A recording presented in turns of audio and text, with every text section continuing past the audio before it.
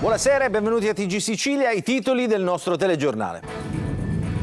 Il mondo si ferma per i funerali di Papa Francesco, in 400.000 a Roma per l'ultimo saluto al pontefice, poi la sepoltura a Santa Maria Maggiore. Nella Basilica di San Pietro faccia a faccia tra Trump e Zelensky, già iconica la foto del colloquio che apre alla pace. Nuova provocazione del figlio di Totò Riina, posta sui social un dipinto del boss e riceve numerosi commenti entusiastici. Metterò all'asta i ritratti di mio padre.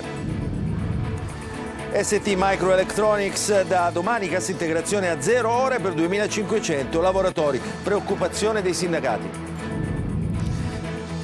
La Procura di Messina ha aperto un'inchiesta sui vari passaggi societari ed economici degli ultimi mesi che hanno interessato la squadra di calcio peloritana. L'ipotesi è di reato e quella di bancarotta. Vacanze finite, si torna a casa, riparte stavolta verso il nord il Sicilia Express, il treno dei pendolari siciliani rientrati a casa per le vacanze di Pasqua. Catania, il barocco catanese di via Crociferi deturpato da erbacce e rifiuti tra il disappunto dei residenti e dei turisti che affollano la città in questi giorni di festa. Calcio in Serie B, domani la sfida play-off tra Catanzaro e Palermo in Serie C, ultima giornata della regular season. Domani Catania a Potenza per blindare il quinto posto. La partita sarà trasmessa in diretta e in chiaro su Telecolor. Sfide verità per Messina e Trapani.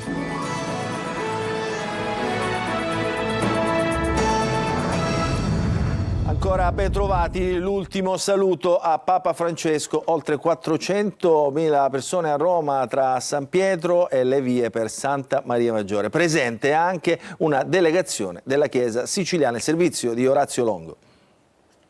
Caro Papa Francesco, ora chiediamo a te di pregare per noi. L'invocazione finale del cardinale Giovanni Battista Re, decano del Collegio Cardinalizio, che ha pronunciato l'omelia per i funerali di Papa Bergoglio in piazza San Pietro. Un'omelia scandita dagli applausi, soprattutto quando il porporato cita i riferimenti ai migranti, ai poveri, alla pace, temi cari al pontefice argentino. In piazza San Pietro ci sono tutti, ci sono i più bisognosi e ci sono i potenti, con 166 tra capi di Stato e delegazioni. Una foto fa il giro del mondo, quella che vede seduti vicini a conversare fittamente Zelensky e Trump. Un'altra vede al duo aggiungersi anche Macron. In prima fila il Presidente della Repubblica Mattarella con la Premier Meloni subito dietro e il Presidente argentino Milei. Sul sagrato di San Pietro, tra i prelati siciliani, ci sono l'Arcivescovo di Palermo Lorefice col parroco della Cattedrale Sarullo, il Vescovo di Acireale Raspanti in rappresentanza della Conferenza Episcopale Siciliana e i Cardinali Montenegro, che parteciperà al conclave, Arcivescovo Emerito di Agrigento e Romeo Emerito di Palermo. Gli arcivescovi Luigi Renna di Catania, Isacchi di Monreale, Gisana di Piazza Armerina e Peri di Caltagirone, insieme all'Emerito Pennisi con Alessandro Damiano di Agrigento. A Roma anche quasi 1.000 giovani siciliani che avevano programmato di partecipare al Giubileo degli adolescenti. Dopo la cerimonia, la Papa Mobile accompagna il corpo di Francesco nel suo ultimo viaggio terreno, il 48esimo da Papa, verso Santa Maria Maggiore, dove da domani sarà visitabile la tomba. Un viaggio lungo 6 chilometri, tra due ali infinite di fedeli che lo accompagnano metro dopo metro. Stimate dalla Protezione Civile non meno di 400.000 persone tra San Pietro, dove i fedeli si sono messi in coda già dalla notte, e le vie di Roma. Papa che rimarrà certamente nel cuore di tutti. E adesso cambiamo decisamente argomento. Un ritratto del boss Totò Riina, il capo mafia sanguinario, va all'asta. L'iniziativa, che è anche una provocazione, arriva dal terzogenito del capo mafia di Corleone, annunciato su Facebook e su Instagram, e i follower partono con commenti entusiastici e pronti ad acquistarlo. Il servizio. Un ritratto di Totò Riina, il sanguinario boss corleonese, all'asta. L'ennesima provocazione social è del figlio del capo dei capi di Cosa Nostra, Salvo Riina, che su Facebook nelle scorse ore ha postato l'immagine di un dipinto fatto su tela con colori acrilici, scrive lui stesso, che ritrae il padre. Adesso farà una sorta di sondaggio, sorteggio tra tutti i miei follower di Facebook sia di Instagram, scrive Salvo Riina rispondendo a un commento in cui si chiedeva se il quadro fosse in vendita. Sceglierete voi stessi un ritratto tra tutti quelli che ho ricevuto e il più votato tra tutti questi lo metterò all'asta e qualcuno di voi lo potrà avere in casa propria come opera d'arte unica. Il dipinto prescelto per essere battuto all'asta, dice ancora il figlio del boss corleonese, sarà firmato dietro la tela da me e lo invierò all'aggiudicatario con un biglietto di carta redatto di mio pugno dove sarà dichiarata l'autenticità dell'opera d'arte e che rispecchia al 100% quella che è postata in questo momento sui miei social network. Decine i commenti entusiasti sotto il post con il ritratto del boss come vediamo. Magari andrebbe sold out in pochi minuti, scrive un utente. Un altro aggiunge: ne voglio uno, è bellissimo. Altri hanno postato cuori e applausi accompagnati da frasi come grande uomo o grande zio Totò. Adesso parliamo di lavoro, della crisi della ST Microelectronics. Da domani scatta la cassa integrazione a 0 ore per 2.500 lavoratori dello stabilimento catanese. Preoccupazione da parte dei sindacati che chiedono garanzie occupazionali. Il servizio di Tonino De Mana. Inutile nascondersi dietro un dito. La crisi c'è e i dati dell'ultimo trimestre confermano le preoccupazioni dei sindacati. Scatta così la seconda tranche della cassa integrazione ordinaria a 0 ore per 2.500 lavoratori del sito catanese di STM. La prima era stata a marzo. In mezzo gli incontri istituzionali. A Catania presente il ministro per il Made in Italy Adolfo Urso e a Roma al Ministero, dove i sindacati e i vertici del colosso italo-francese si erano confrontati su progetti di investimenti. Gli investimenti dal punto di vista industriale, le ST nella nuova parte chiamata Campus vengono confermati, però purtroppo sappiamo bene che nella parte dello stabilimento storico ci saranno delle realtà produttive che verranno totalmente chiuse e i lavoratori e le lavoratrici saranno probabilmente spostati in questa nuova realtà. Rassicurazioni ma anche preoccupazioni. Questa dimostrazione purtroppo che la crisi in ST continua. Adesso attendiamo una nuova convocazione, aspettiamo che sia il governo che la regione possano intervenire fortemente, possano intervenire in maniera decisiva. Da domani fino al 4 maggio scatta la cassa integrazione. Nel sito catanese resteranno tutti a casa, ad eccezione di un presidio di poche unità lavorative. E sempre a Catania una guardia giurata in servizio al pronto soccorso del Garibaldi Centro ha avuto un timpano perforato per un colpo ricevuto nel tentativo di sedare una lite tra parenti all'interno dell'ospedale. Lo ha reso noto la CGIL esprimendo massima solidarietà al dipendente della Mondial Pol e denunciando la gravità dell'episodio. Sul caso è intervenuto anche il dirigente generale dell'ospedale Garibaldi di Catania, Giuseppe Giammanco, che ha espresso solidarietà al vigilante, ha detto si resta increduli di fronte all'ennesimo episodio di violenza in ospedale verso chi dedica il proprio impegno al servizio della collettività. Auguriamo una pronta guarigione alla persona ferita. Adesso a Messina la Procura ha aperto un'inchiesta sulla cessione della società di calcio dalla famiglia Sciotto alla AAD Invest. Già ascoltate alcune persone considerate informate dei fatti. Servizio di Francesco Triolo. La Procura di Messina ha aperto un fascicolo d'inchiesta sulla cessione della CR Messina e sui vari passaggi societari ed economici che si sono susseguiti negli ultimi mesi con AAD Invest. La notizia è trapelata nella giornata di oggi, dopo che a Palazzo Piacentini sono state effettuate alcune audizioni di persone informate sui fatti. Il fascicolo è aperto al momento contro ignoti e l'ipotesi di reato è quella di truffe e minacce e scaturirebbe da una denuncia presentata dall'ex presidente Pietro Sciotto nei confronti di AAD Invest. Il procuratore aggiunto Di Giorgio e il sostituto Fabrizio Monaco hanno già ascoltato il presidente attuale della società Stefano Allaimo, inibito dopo la penalizzazione per il mancato pagamento di stipendi e contributi, e il rappresentante della AAD Invest, il segretario del club Alessandro Failla e l'ex allenatore Simone Banchieri, che si è trattenuto qualche giorno in più in città dopo l'esonero. Lunedì mattina invece dovrebbe essere ascoltato l'ex presidente Pietro Sciotto, in questo momento azionista di minoranza della società con il 20% delle quote ancora in proprio possesso, mentre potrebbe essere ascoltata come persona informata dei fatti anche il direttore sportivo Domenico Roma. Una vicenda esplosa dopo i mancati pagamenti di stipendi e contributi, con la penalizzazione in classifica di 4 punti subita dalla squadra giallorossa. Adesso ci occupiamo del Sicilia Express, che è ripartito, questa volta però in senso contrario, cioè diretto verso il nord, carrozze piene di giovani e tanti pendolari che sono tornati a casa, che erano tornati a casa per le vacanze di Pasqua e adesso ritornano nei loro luoghi di lavoro. Avevano approfittato appunto dei prezzi modici ed economici della corsa contro il caro voli. Il servizio di Francesco Aloi. Siamo tornati per le feste di Pasqua, adesso bisogna ritornare a Torino ai doveri della vita. Quasi un giorno di viaggio dalla Sicilia a Torino Portanuova. Passata la Pasqua, per i fuorisede è arrivato il momento di tornare a casa. Duole un po' il cuore andarsene, però grazie a questa esperienza sono potuta scendere a casa e stare con la mia famiglia. Come all'andata, il Sicilia Express, ideato dalla regione, diventa occasione per svagarsi, cantando e, perché no, facendo nuove amicizie. Abbiamo creato proprio dei gruppi di amicizie, abbiamo un gruppo su WhatsApp, ci siamo già organizzati per rivederci. Comunque ho sentito da altri amici che l'hanno preso in passato, anche quello di dicembre, mi hanno detto che è stata una bellissima esperienza. 2 i convogli partiti da Siracusa e Palermo, tutti pieni. Lo scorso Natale la novità del treno a basso prezzo che porta a casa studenti e non.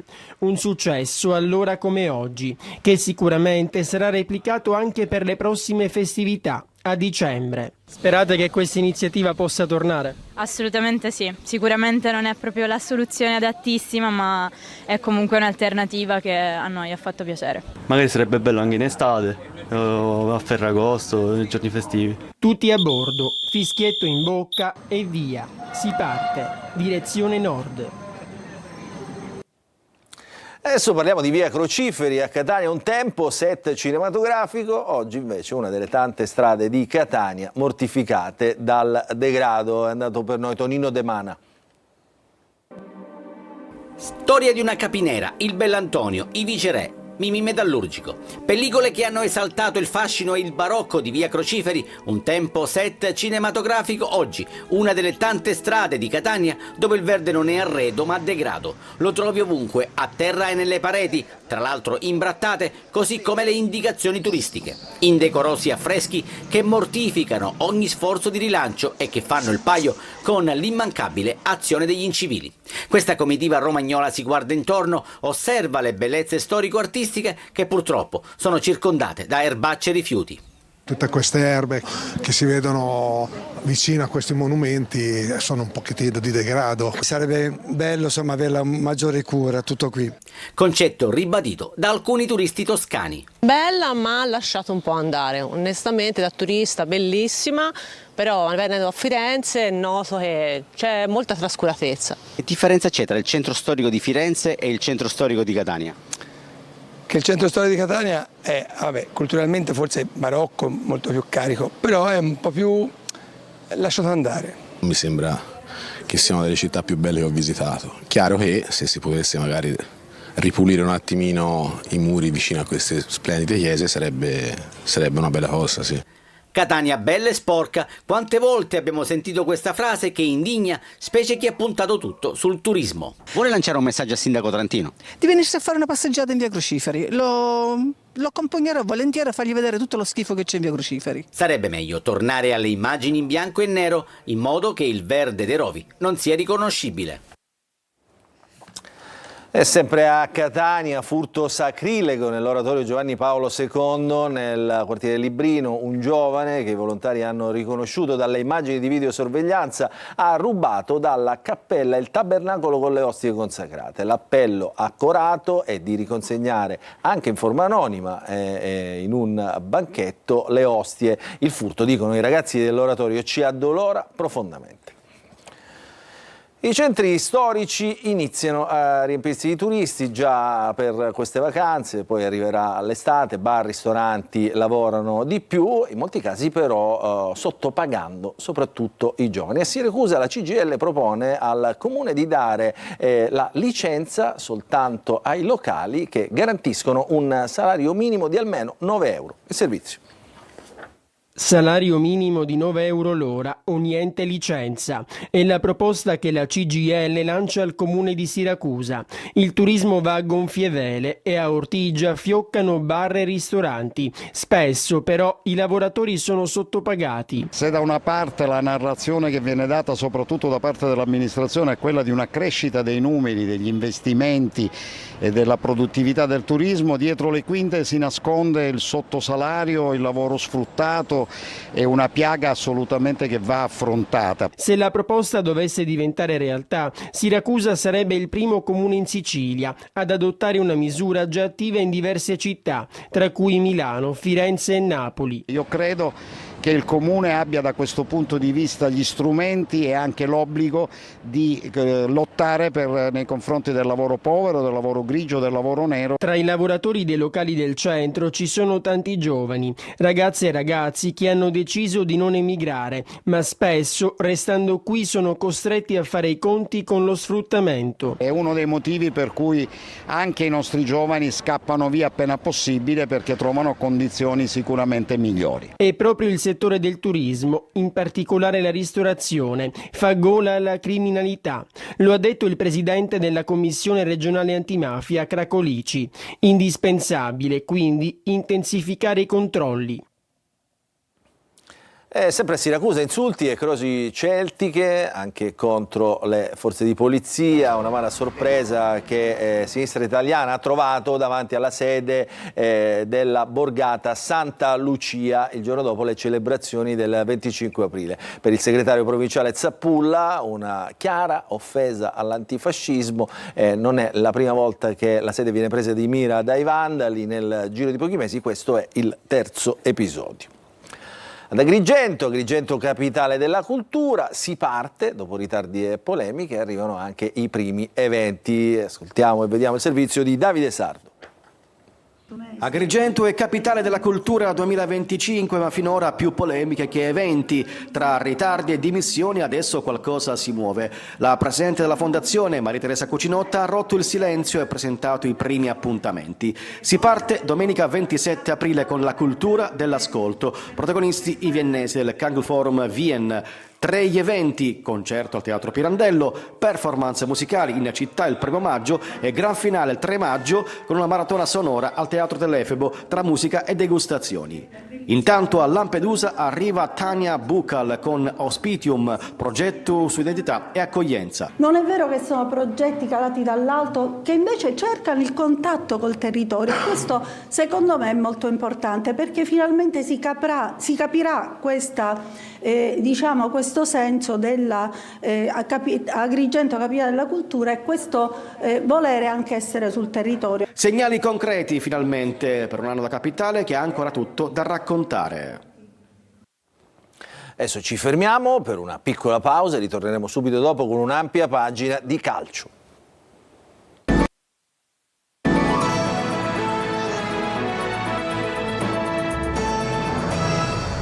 Ancora ben trovati nella seconda parte del nostro telegiornale. Apriamo la pagina dello sport, del calcio. Domani si ritornerà a giocare su tutti i campi, vigilia di match per il Palermo che allo stadio Ceravolo sfiderà il Catanzaro rosanero, che sorridono per i risultati delle dirette concorrenti ai playoff. Marco Gullà.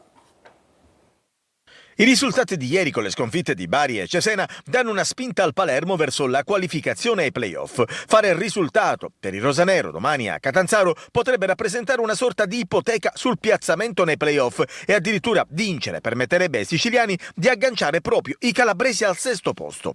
Un bivio fondamentale quello di domani al Ceravolo. Il Palermo ha quindi una ghiotta occasione per tornare in corsa per posizioni più prestigiose. Dionisi, in questi giorni di pausa legati al rinvio del match con la Canarese, ha lavorato molto sull'aspetto mentale dei suoi uomini. Dobbiamo essere, ripeto, dentro ogni partita equilibrati, perché se la partita dice qualcosa devi rispettare quello che sta dicendo la partita. Noi delle volte siamo andati un po' oltre quello che diceva la partita, ci sono dei momenti di stasi nella partita, devi capirlo, devi accettarlo, andarci sopra e poi eventualmente tirar fuori qualcosina in più.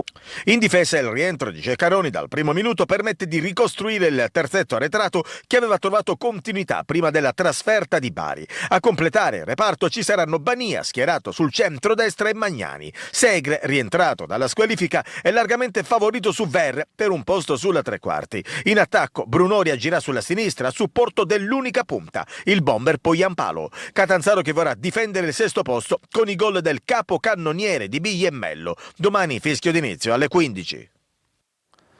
E in Serie C domani ultima giornata per quanto riguarda la stagione regolare. Il Catania si gioca il quinto posto domani in campo a Potenza in segno di lutto, niente conferenza stampa del tecnico toscano. La partita comincerà alle 20 così come tutte le altre partite del girone e sarà trasmessa in chiaro su Telecolor. Con l'Avellino ormai promosso in Serie B, gli ultimi 90 minuti saranno decisivi per i piazzamenti playoff e il Catania deve difendere il quinto posto dall'assalto del Benevento e del Potenza, avversario domani sera dei rossazzurri. Traguardo che potrà essere raggiunto vincendo in Lucania o pareggiando a patto che il Benevento non vinca sul campo del Giuliano. Gli etnei oscillano tra il quinto e l'ottavo posto finale, piazzandosi al quinto, sesto, settimo posto, disputeranno in casa il primo turno nella fase del girone dei playoff, disponendo di 2 risultati su 3 al 90° per il superamento del turno. La vigilia di oggi è di silenzio, annullata la conferenza stampa di Mimmo Toscano in segno di partecipazione al lutto per la scomparsa di Papa Francesco. Sul fronte squadre atteso il rientro in gruppo di Guglielmotti, assente per infortunio dal 23 febbraio, ma difficilmente avrà una maglia titolare. Toscano dovrebbe confermare Celli in difesa con Di Gennaro e Gherardi, a centrocampo Raimo e Anastasio sulle corsie esterne con De Rosa e Di Tacchio in mezzo anche per l'assenza di Quaini. In avanti Jimenez e Lunetta dovrebbero essere i prescelti per giocare alle spalle di Inglese, da capire quanti saranno i minuti che l'attaccante giocherà. Al Viviani clima piuttosto caldo, biglietti a partire da 5 euro per tentare l'assalto al quinto posto, ma il Catania non avrà tifosi al seguito per le prescrizioni del prefetto di Potenza che ha valutato la rivalità tra rossazzurri e sostenitori del Foggia impegnato a Picerno, pochi chilometri dal capoluogo. Così, per evitare possibili incontri, ha disposto il divieto di vendita dei biglietti ai residenti rispettivamente nella provincia di Catania e in quella di Foggia. La gara tra Potenza e Catania verrà comunque trasmessa in diretta esclusiva su Telecolor dalle 19, maxi versioni di diretta stadio, 4 ore di trasmissione con la presentazione dell'incontro e le voci dei protagonisti del prepartita, le immagini live del match e un ricco post gara con le interviste in anteprima da allenatori e giocatori, tutti i risultati di verdetti della stagione regolare, incluso il quadro completo di play-off e play-out. Adesso le altre siciliane di C, il Messina spera nei play-out, il Trapani nel 10° posto sfide verità contro Juve, Next Gen e Casertano. Gli ultimi 90 minuti si preannunciano infuocati, il servizio di Sergio Colosi. Il play-out passa da una vittoria al Francoscoglio contro la Juventus Next Gen. Domani sera il Messina può centrare un traguardo importante, scortato dall'affetto dei suoi tifosi e abbandonato da una società fantasma e inadempiente. La Juventus, già qualificata ai play-off, ha numeri straordinari nel girone di ritorno, preceduta soltanto da Avellino e Cerignola. Al Messina però servono i 3 punti per raggiungere lo spareggio salvezza. Stessa formazione di Foggia, le uniche novità in panchina, assente lo squalificato Ingrosso, recuperato De Sena. Dalle sfide Picerno Foggia e Trapani Casertana potrebbe uscire l'avversario nel play-out del Messina. I Granata si giocano residue speranze di agganciare i play-off, ma oltre ad un eventuale successo contro i Campani occorre una sconfitta casalinga del Giuliano con il Benevento. Il prolungamento del contratto di Aronica, 3 vittorie dal suo ritorno, è un segnale di fiducia di Antonini, assenti Toscano e Silvestri, confermati Barosi in porta, Kragel e Ruggero trequartisti con Anatriello unica punta. Adesso ci fermiamo, una piccola pausa e rientreremo subito dopo.